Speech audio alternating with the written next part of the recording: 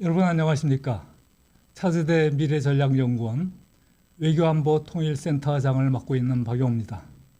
오늘 여러분과 함께 이 시간에는 대한민국이 앞으로 외교안보와 관련해서 어떻게 정책을 추진해야 할까에 대해서 정책 비전과 차세대 미래전략연구원 외교안보통일센터가 생각하는 10대 과제에 대해서 말씀드리도록 하겠습니다. 여러분, 대한민국 자랑스러운 나라입니다. 블룸버그 통신이 2020년도에 세계 60개의 가장 혁신적인 경제를 선정을 했는데 대한민국이 두 번째, 즉 세계 2위를 기록했습니다. 이 세계 2위 기록은 정부의 역할이 있었을까요? 아닙니다. 우리 민간, 자유와 민주주의에 바탕을 하고 자기 창의력을 마음껏 발휘한 민간 영역, 특히 기업, 우리 다국적 기업이라고 하죠. 여러분들도 많이 아는 전자, 자동차, 컴퓨터, 반도체 등등 많은 분야에서 4차 산업 영역에서 활동을 하고 있는 우리 민간 영역의 혁신적인 창의력이 발휘에 의해서 세계 2위 혁신국가로 자리매김을 했습니다. 다음, 2020년대 대한민국 위상 다른 한편으로 보면은 여기에 그림에서 여러분들이 볼 수 있는 것은 국방비 투자비입니다. 대한민국 세계에서 6번째로 큰 국방비를 투자하고 있습니다. 굉장히 많죠. 그런데 대한민국이 위치하고 있는 한반도의 지정학적 위치는 과거나 지금이나 앞으로도 변하지 않는데 그 주변에는 정말 세계에서 가장 힘이 센 나라들이 있습니다. 미국은 땅을 접하고 있지는 않지만은 한미동맹과 또 6.25 전쟁 때 공산주의 침략을 물리쳐준 우리에게는 은인인 나라이기도 하죠. 그 이후 지난 70여 년 동안 한미동맹을 바탕으로 해서 우리 안보를 협조해주고 있는데 그만큼 미국은 한국과 긴밀한 뗄래야 뗄 수 없는 관계를 맺고 있는 나라입니다. 미국 그리고 바로 우리 주변에 있는 중국, 러시아, 일본 등 이 동북아 지역 국가들이 세계에서 가장 많은 군사비를 투자하는 나라들 중에 하나입니다. 왜 그럴까요? 한반도가 그만큼 안보적 차원에서 굉장히 발화 가능성이 있는 지역으로 평가받고 있기 때문입니다. 세계에서 혁신국가로서 세계 제2위를 차지하고 있으면서도 다른 한편으로서 그만큼 국방비를 투자하고 있는 이유가 한반도의 안보가 끊임없이 위협을 받고 있기 때문입니다. 우리는 6.25 전쟁 이후 대규모 전쟁의 경험이 없기 때문에 한반도는 안정된 평화로 지속되고 있는 것처럼 느끼기 쉬운데요. 우리는 핵을 머리에 이고 살고 있습니다. 언제 촉발될지 알 수는 없습니다만은 그 가능성을 우리가 완전히 100% 배제할 수는 없죠. 그만큼 한반도의 지정학적 위치가 중요하다는 이야기이고 우리가 이만큼 세계에서 좋은 위상을 차지하고 있더라 하더라도 우리가 앞으로 외교안보 분야와 관련해서 굉장히 할 일이 많다라는 것입니다. 대한민국 외교안보의 도전 요인입니다. 여러분 길게 설명할 필요도 없이 미중 패권 경쟁, 이른바 신냉전이라고도 합니다. 그런데 우리는 미중 간의 갈등만 알고 있는데 중국과 러시아의 전략적 협력이 굉장히 긴밀해지고 있고 두 나라가 미국에 도전을 하고 있습니다. 한일 관계는 한일 수교 이후에 가장 악화된 상태에 있습니다. 한미동맹, 바이든 정부 출범 이후 한미동맹이 회복되고 있습니다만은 지난 4, 5년에 걸쳐서 한국 정부와 미국 정부 간에는 대북 정책이나 핵 정책이나 북한에 대한 제재 문제나 여러 가지 문제를 두고 끊임없는 갈등을 보여왔습니다. 그래서 한미동맹은 다소 약화되었다라고 볼 수가 있고, 중국은 우리 바로 주변에서 14억의 인구를 갖고 있는데 세계 경제 2위 대국입니다. 힘을 갖고 난 이후에는 주변 국가에 대해서 말로는 평화공전, 협력, 설린, 우호라고 하지만은 실질적으로는 굉장히 공세적이고 강압적인 외교를 펼치고 있습니다.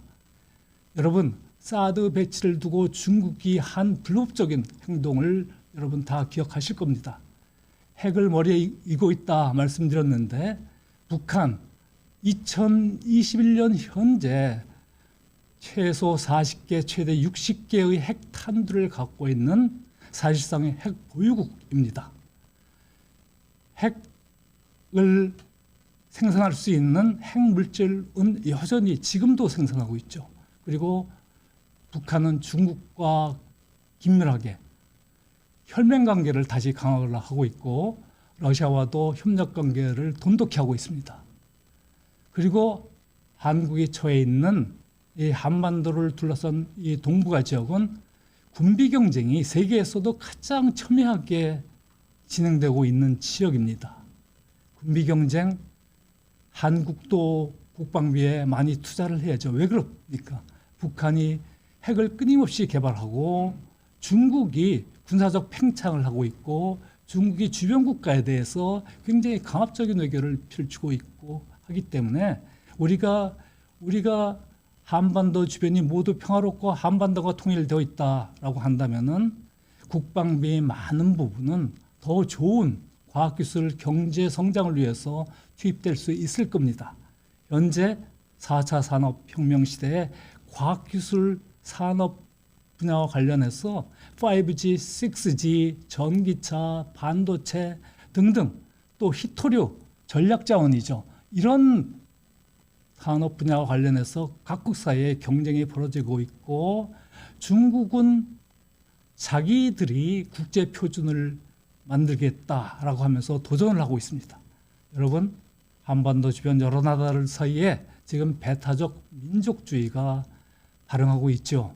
중국 애국주의라는 명목으로 해서 중국이 잘못된 정보를 전파를 하고 역사를 왜곡하고 문화를 왜곡하고 있습니다.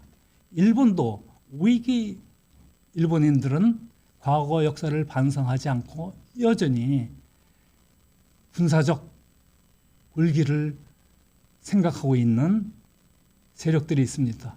한국 사회도 예외는 아닙니다. 여전히 일본 때리기를 통해서 국론을 분열시키고 국가 발전을 좀먹는 세력들이 여러분 바로 얼마 전에 끝난 8.15를 즈음에서도 다 우리가 눈으로 생생하게 목격을 했습니다. 한국, 중국, 일본 모두 국내에 배타적 민족주의가 발흥해 있는 상태입니다. 이것은 동북아의 평화 안보, 한반도의 평화 안보 외교를 위해서 결코 좋은 현상은 아닙니다. 이 그림은 동북아의 몇 년 지난 그림입니다만은 여전히 동북아에는 이런 군사적 상호 경쟁이 격심하게 일어나고 있는 현상을 우리가 일상을 살아가고 있는 사이에서도 우리 주변에는 이런 일들이 벌어지고 있습니다. 그래서 이러한 환경을 인식을 한다면은 우리는 앞으로 외교 안보는 어떻게 해야 하는가에 대한 생각을 해야 할 것입니다. 우리 차세대 미래전략연구원은 논의 결과 앞으로 대한민국은 성숙한 선진 중견국, 튼튼한 안보, 당당한 외교, 세계 속의 한국이라는 비전을 당당하게 공개하고 이런 목표를 향해 나가야 한다라고 생각을 했습니다. 한국은 여러분 BTS 잘 아시죠? BTS가 세계를 이끄는 것은 세계의 젊은이와 호흡하는, 즉 세계의 젊은이를 이끄는 문화적 흡인력을 갖고 있기 때문입니다. 이제 대한민국은 비핵 평화 통일을 지향하는 자유민주주의 강한 중견국으로서 국제 평화와 번영에 기여하는 그러한 비전을 갖고 정책 과제를 추진해야 할 것입니다. 그동안 역대 한국 정부가 외교안보 정책을 이렇게 하겠다 저렇게 하겠다라는 내용을 발표한 바가 있습니다만은 이 장기적인 전략을 가지고 어떠한 공개적인 원칙에 따라서 일관성 있고 지속 가능한 원칙을 발표한 바는 없기 때문에 우리는 다음과 같은 4개의 원칙을 앞으로 대한민국이 외교안보 정책을 추진하는 기본 준거로서 삼아야 한다라고 생각을 합니다. 한국이 핵심 이익을 수호하는 것이고 자유와 인권, 민주주의를 증진하는 것이고 상호 협력과 평화 공존 그리고 반드시 국제법과 규범을 존중해야 한다는 즉 룰 베이스드 국가 간 관계를 대한민국이 앞장서서 전개해야 한다라고 생각을 합니다. 정책 과제로서 많은 과제가 있겠습니다만은 10개를 골랐습니다. 10개로 축약을 했습니다. 첫 번째로는 한미동맹을 전방위 포괄적 전략동맹으로 발전시키는 겁니다. 중요한 것은 앞서 중국이 그런 공세적 전략에 대해서 말씀드렸습니다만은 한국은 그러한 중국을 견제하기 위해서도 미국, 일본, 호주, 인도가 참여하고 있는 쿼드에 여러 분야에서 적극적으로 참여할 수 있는 기회를 찾아야 할 것입니다. 그리고 안보 분야에서뿐만 아니라 과학기술 분야, 산업 분야, 미래산업 분야 등 모든 분야에 있어서 한국과 미국의 협력이 포괄적 전략 동맹으로 발전해야 할 것입니다. 이러한 포괄적 전략 동맹으로 발전시키겠다라는 것은 역대 정부가 많이 주장을 했습니다만 그렇지만은 말 따로 행동 따로였습니다. 그렇기 때문에 차기 정부에서 그리고 앞으로 대한민국 정부는 한미 간의 관계를 포괄적 전략 동맹으로 발전시켜 가지고 그의 토대에서 북한 비핵화 문제도 해결을 하고 국제사회에서 한국이 중견국으로서 기여하고 역할을 하는 그런 적극적인 기회를 모색해야 할 것입니다. 쿼드 우리가 왜 필요한가를 말씀드렸습니다. 두 번째 정책 과제로서 신뢰할 수 있는 북핵 억제력을 확보하고 북한의 군사적 위협에 대응하는 것입니다. 가장 중요한 것은 확장 억제력을 보장하는 것이고 북한이 핵 능력이 계속해서 증대되고 비핵화에 협조하지 않는다라고 한다면은 우리는 보다 보장된 확장 억제력, 즉 신뢰도를 제고하는 확장 억제력 개념을 도입을 해서 북한의 핵을 억제할 수 있는 능력을 제고하고 북한이 비핵화에 협조하지 않는다면은 앞으로 전술 핵의 도입 방안도 우리가 장차 이 상황에 따라서는 강구해야 할 것으로 생각을 합니다. 사드 체계를 정상적으로 운영을 해야 하겠습니다. 세 번째의 정책 과제로서 북한 비핵화를 위한 전방위 전략 수단을 강화하는 것입니다. 유엔 안보리에서 국제 제재를 결의를 했습니다. 북한이 비핵화를 위해서는 제재가 목표는 아닙니다. 비핵화를 향해서 제재는 수단입니다. 북한이 협조를 한다면 제재가 완화될 수도 있고 궁극적으로 해제될 수도 있겠죠. 그렇지만은 북한은 비핵화에 협조하지 않고 있습니다. 따라서 여러 가지 수단이 있습니다만은 압박과 억제는 외교 협상과 함께 전략적으로 추진해야 합니다. 그리고 남북 관계에서는 단지 대화를 위한 대화를 할 필요가 없고 대북 정책과 관련해서는 북핵 문제 해결을 위해서도 전략적 관여라는 신중한 정책이 필요합니다. 우리가 관여라고 한다면은 그냥 북한이 원하는 대로 받아주는 그런 과거의 행태들이 있었기 때문에 그렇게 오해하기 쉬운데 전략적으로 억압할 때는 억제할 때는 억제하고 강압할 때는 강압 수단을 사용을 하고 북한에게 협력을 할 때는 협력하고 지원을 할 때는 지원을 하는 그러한 전략이 바로 전략적 관여 정책이라고 볼 수가 있습니다.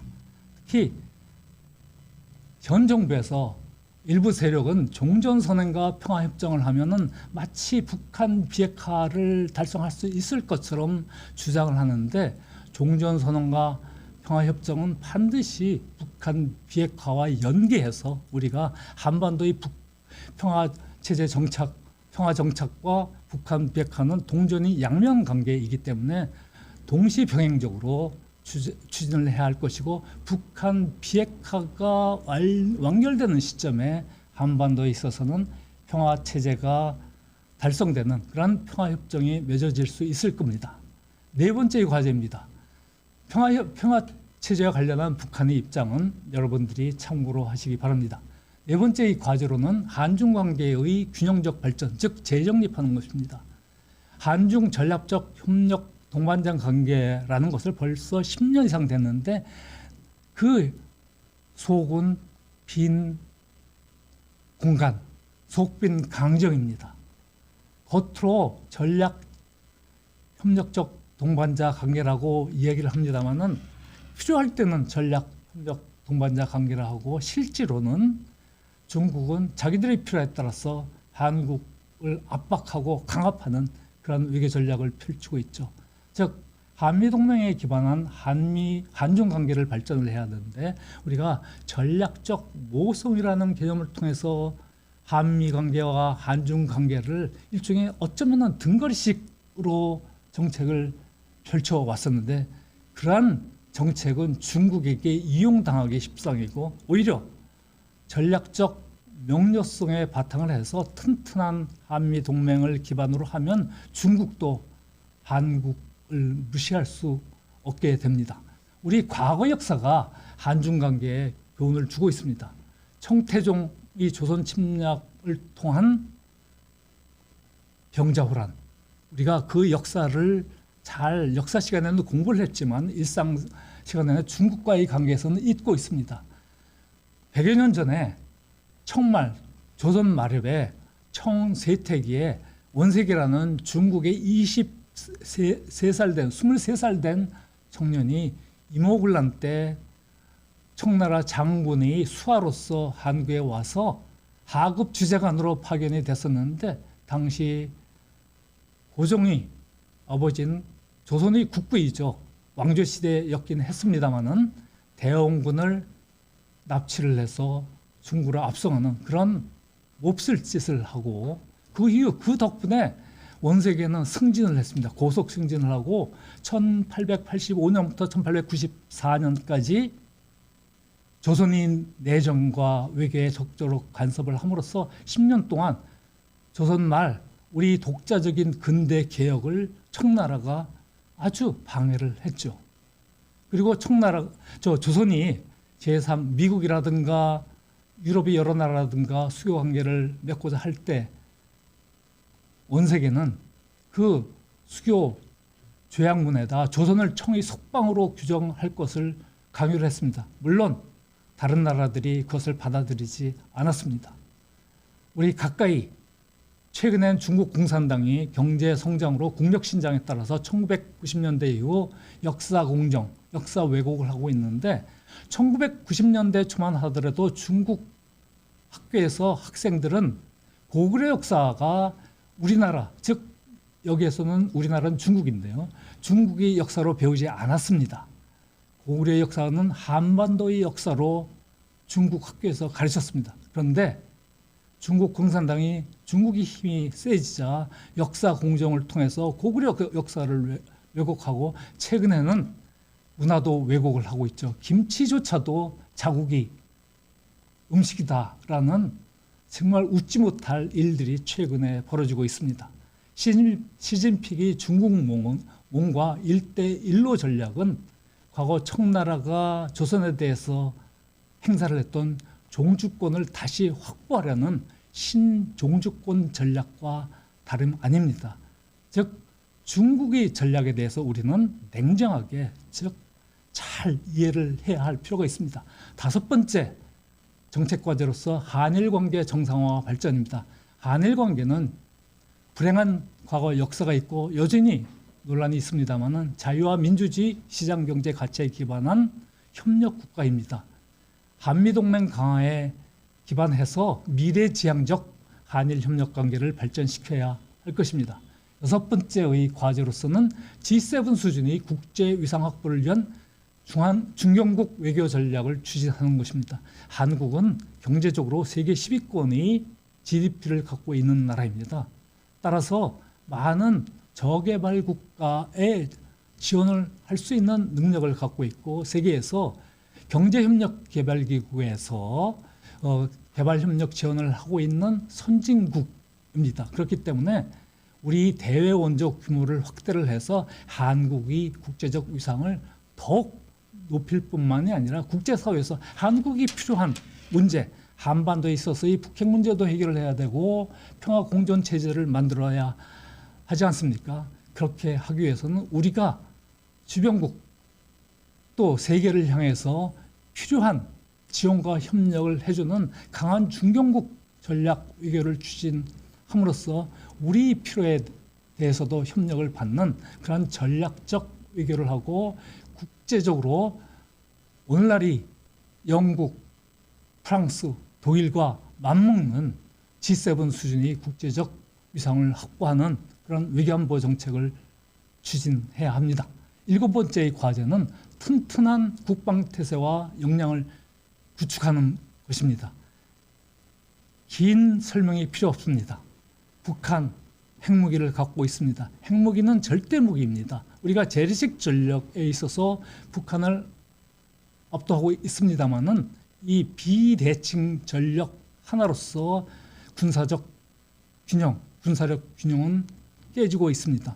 따라서 튼튼한 국방태세와 역량을 구축하는 것은 앞으로 북한이 비핵화하고 북한이 개방 개혁을 통해서 다원화 국가로 변하지 않는 한 그러한 길로 가는 도정에서 우리 튼튼한 안보는 유지되어야 합니다. 8번째는 미래지향의 안보 역량입니다. 이것은 통일 이후까지를 대비하는 독자적 방위 역량을 강화해야 하는 것이죠. 통일이 당장에 실현 가능한 사안은 아닙니다만은 남북 관계가 안정화되고 한반도의 평화가 정착이 되고 하면은 한국이 독자적인 국방력, 자주적인 국방력이 발휘될 수 있을 시기가 대두될 것입니다. 그러한 시기를 준비하기 위해서라도 앞으로 몇 년 동안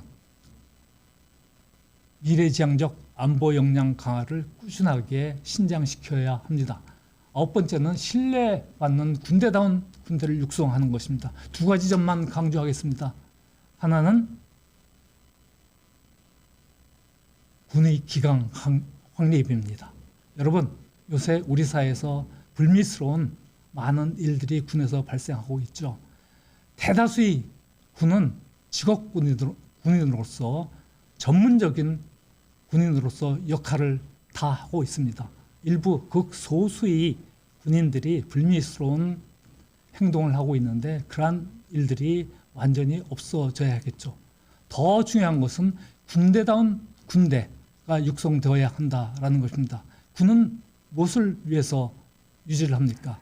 국가 안보, 적으로부터의 침입을 방지하고 국민의 재산과 생명을 보호하기 위해서 군대가 존재합니다. 군대는 따라서 훈련을 해야죠. 정상적인 훈련을 해야 하죠. 바로 군대다운 군대를 육성해야 하고 한반도에서 우리가 한미연합 훈련을 정말 최근 몇 년 동안 평화라는 명분을 통해서 북한이 일종의 북한에 굴종하는 식으로 군사훈련이 축소되었는데 우리가 무엇 때문에 군대를 갖고 있는지, 무엇 때문에 한미 동맹을 유지하고 있는지, 무엇 때문에 한미 연합 전력을 유지하고 있는지 여러분들이 이해를 한다면은 정상적인 군사훈련이 필요하다라고 생각을 하고 또 젊은이들이 굉장히 중요하게 생각하는 것이죠. 공정성에 기반한 군 복무 제도를 실시하는 겁니다. 각종의 특혜 복무 제도를 정비하고 필요 없는 특혜 제도는 폐지를 해야 할 것입니다. 마지막으로 북한 체제를 변화시키고 통일 환경, 즉 미래의 통일을 준비하기 위한 국제협력 외교를 강화하는 것입니다.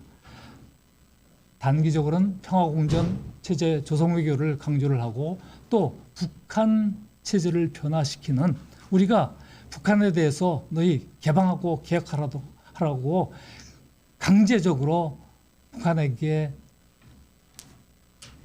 억압할 수는 없습니다. 그렇지만 북한 주민들이, 그리고 북한이 정책 담당자들이, 그들이 어떠한 체제가 그들의 미래를 보장하고 있다라는 것에 대해서 전반적인 환경을 개선해주고 그러한 국제 환경을 조성해주는 그러한 전략적인 외교가 필요합니다. 그러한 외교를 지난 정부, 현 정부는 하지 못했습니다. 그래서 이러한 10가지 과제를 앞으로 차기 정부에서는 중점적으로 했으면 좋겠습니다. 감사합니다.